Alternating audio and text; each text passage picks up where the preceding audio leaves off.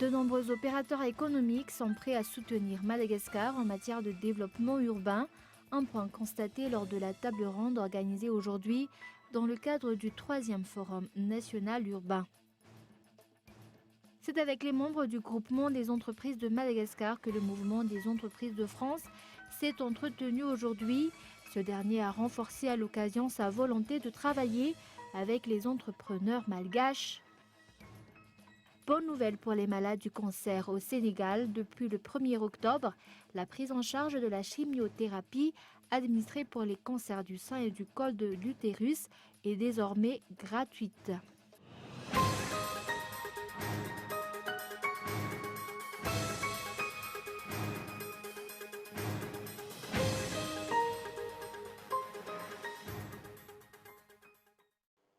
Bonsoir à tous et bienvenue dans cette nouvelle édition du journal en version française sur Cool TV.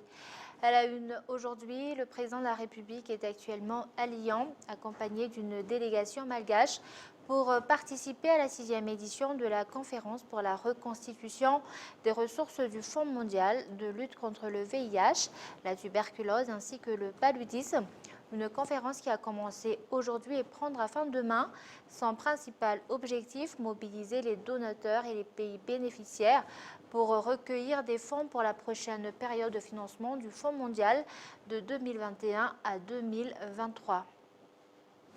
Et de nombreux opérateurs économiques sont prêts à soutenir Madagascar en matière de développement urbain, un point constaté lors de la table ronde organisée aujourd'hui dans le cadre du 3e Forum national urbain, une réunion tenue entre les représentants du ministère de l'Aménagement du territoire, de l'Habitat et des Travaux publics avec différents partenaires financiers. Les détails dans ce reportage de Mianta Randienev. Une table ronde a été tenue aujourd'hui au village voir d'Andoutapinak dans le cadre du 3e Forum national urbain. Une réunion en présence du ministre de l'Aménagement du territoire, de l'Habitat et des Travaux publics, de partenaires financiers et autres collaborateurs. Ces derniers ont renforcé leur volonté de travailler avec Madagascar. L'entretien avec tous nos partenaires s'est bien passé. Ils ont compris que le régime actuel a fixé des objectifs et un programme bien précis permettant à long terme le développement des grandes villes. C'est une première à Madagascar. Tous les projets en cours et ceux qui sont prévus répondent donc à cette fin. Nos collaborateurs ont donc été satisfaits et sont prêts à travailler avec le gouvernement en soutenant financièrement le développement urbain à Madagascar.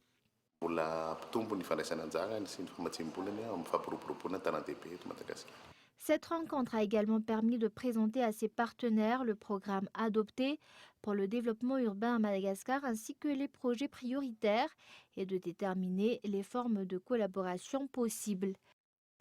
Et le 3e Forum national urbain a été officiellement clôturé ce jour. Au cours de cette dernière journée, des accords de collaboration concernant le projet Tanamaswanj ont été signés. Cette 3e session était totalement conforme aux objectifs fixés à travers l'initiative pour l'émergence de Madagascar. Reportage. Deux signatures d'accords de collaboration portant sur le projet Tanamaswanj se sont faites aujourd'hui à la suite d'une table ronde organisée dans le cadre du 3e Forum national urbain. Il s'agit d'accords avec l'ouvrage Travaux industriels et l'entreprise Édifice Cameroun. Comment on va faire? Merci. Comment on va faire? Merci. Voilà.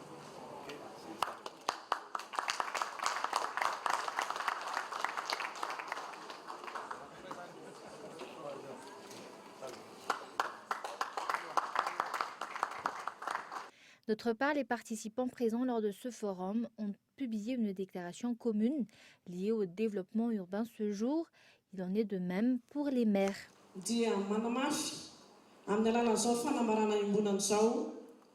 À travers cette déclaration commune, nous renforçons que nous sommes prêts à prendre en compte et à respecter le programme mis en place en matière de gestion et de développement urbain et à améliorer la politique de décentralisation, tout cela dans le respect de la transparence et de la démocratie. Nous sommes également prêts à renforcer la collaboration avec les différents ministères dans la réalisation des projets de développement urbain. Cette troisième édition du Forum urbain est conforme aux objectifs fixés à travers l'initiative pour le développement de Madagascar. Au-delà de ce forum, la réalisation des projets établis dans le cadre du développement urbain vont se poursuivre. Depuis toujours, nos partenaires financiers déterminaient chacun leur organisation parce que nous n'avons pas su présenter clairement et imposer le programme que nous avons mis en place pour réaliser ces projets.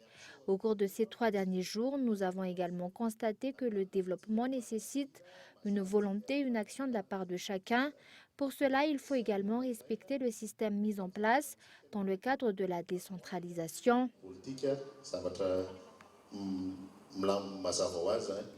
Ce forum a abouti à d'excellents résultats et a été officiellement clôturé aujourd'hui. Et c'est avec les membres du groupement des entreprises de Madagascar que le mouvement des entreprises de France s'est entretenu aujourd'hui. Ce dernier a renforcé à l'occasion sa volonté de travailler avec les entrepreneurs malgaches. Reportage de Yves Richard. La délégation du mouvement des entreprises de France en visite à Madagascar poursuit ses rencontres. Aujourd'hui, ce sont les membres du GEM ou du groupement des entreprises de Madagascar qui se sont entretenus avec les représentants de ce mouvement. Ce dernier a renforcé que les investissements sont aujourd'hui sécurisés à Madagascar grâce aux efforts effectués par l'État, notamment par rapport à la lutte contre la corruption et la loi sur les investissements. Le MEDEF a ainsi déclaré être prêt à collaborer avec Madagascar sur différents projets. Nous, on veut établir des partenariats de longue durée, on veut établir des partenariats respectueux de nos interlocuteurs, respectueux aussi de l'environnement, respectueux de la culture, des usages, plutôt que des stratégies très prédatrices. Donc la France, de ce point de vue, se veut exemplaire dans la qualité de son partenariat et le respect de ses interlocuteurs. On voit qu'il y a des projets très structurants. On vient d'entendre parler là, des infrastructures numériques qui sont la clé de l'avenir. Il y a d'autres pays à travers le monde qui ont fait ce choix-là. Dans tout ce qui touche aux infrastructures, à l'énergie, il y a également de très très beaux projets. Donc notre conviction, c'est que ce pays qui le mérite est en train de se prendre en main après des années où ça a été peut-être un peu plus compliqué, singulièrement pour vous les Malgaches. La conviction des entreprises françaises et de la France plus généralement, c'est que Madagascar est en train d'accélérer et je pense que c'est bien pour commencer pour la population malgache. Madagascar compte à 80% des petites et moyennes entreprises. Cette rencontre a donc également permis aux entrepreneurs malgaches de faire part de leur volonté de développer le domaine de l'entrepreneuriat à Madagascar. Le problème de financement qui concerne particulièrement les PME a donc été abordé. 4 millions de dollars, 5 millions de dollars. Rappelons que 80% des entreprises malgaches sont des PME. Ils ne disposent pas de 5 millions de dollars et ne peuvent pas obtenir cette somme à moins d'avoir une garantie à proposer. Donc il faudrait tout de même considérer ce point étant donné que MEDEF est une association importante à très forte influence en France. Il faut donc trouver des solutions pour les PME par rapport au financement qui leur est nécessaire. Le mouvement des entreprises de France occupe une place importante dans le monde avec près de 173 000 entreprises et près de 10,5 millions de salariés. À Madagascar, on compte 350 entreprises françaises mises sur pied au cours de ces 3 dernières années, dans 56 zones franches. Et avant de passer aux actualités internationales, l'Observatoire SAFID va renforcer le suivi du processus électoral dans le cadre de l'élection municipale qui se tiendra le 27 novembre prochain. Cet observatoire compte agir dans près de 800 communes situées dans 113 districts du pays. Reportage.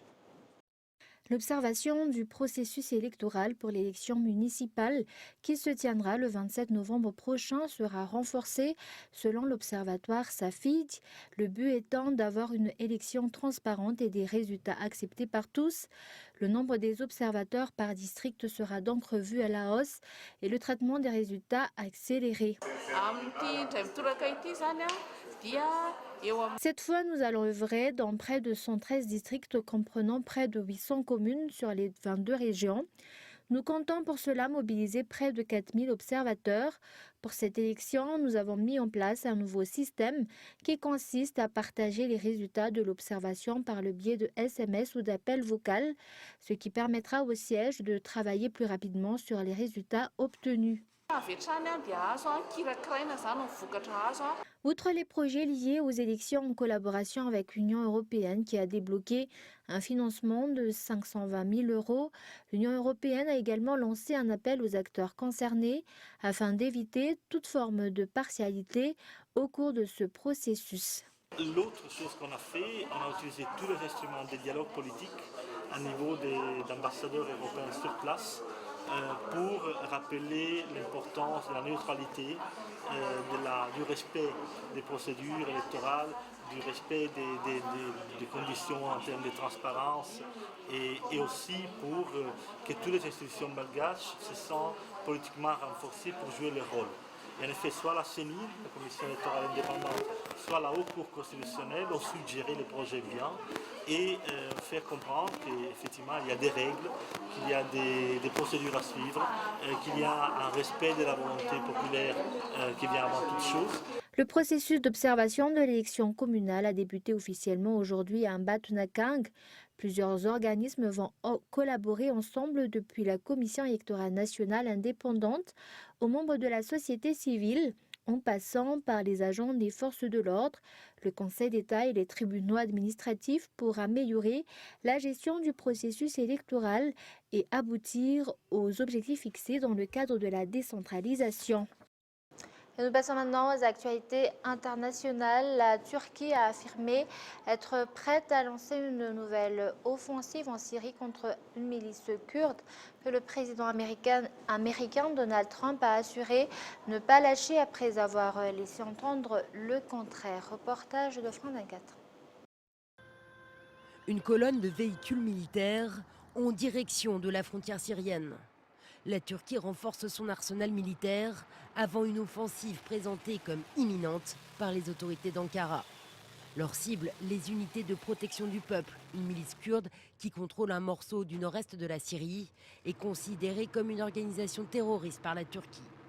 Dans son offensive, Ankara pourra compter sur des soutiens parmi les groupes rebelles syriens. L'alerte maximale a été donnée par l'armée nationale. En attendant le début de l'opération de libération de l'Euphrate, des groupes séparatistes et terroristes. Plus tôt dans la journée, le Parlement turc a voté l'extension du mandat qui autorise le gouvernement à mener des offensives militaires en Irak et en Syrie. Car depuis quelques jours, les soldats américains ont commencé à se retirer sur ordre de Donald Trump. L'annonce a semé le trouble chez leurs alliés, les Kurdes, qui ont combattu l'organisation État islamique grâce au soutien de Washington. Nous, peuple du nord-est de la Syrie, appelons la communauté internationale, les organisations humanitaires et les Nations Unies à intervenir pour faire cesser cette agression. Face au tollé provoqué par l'annonce du retrait des troupes américaines, Donald Trump a mis en garde la Turquie et a annoncé le maintien de l'aide militaire américaine aux milices kurdes. Et comme nous l'avons annoncé dans les titres, bonne nouvelle pour les malades du cancer au Sénégal. Depuis le 1er octobre, la prise en charge de la chimiothérapie administrée pour les cancers du sein et du col de l'utérus est désormais gratuite.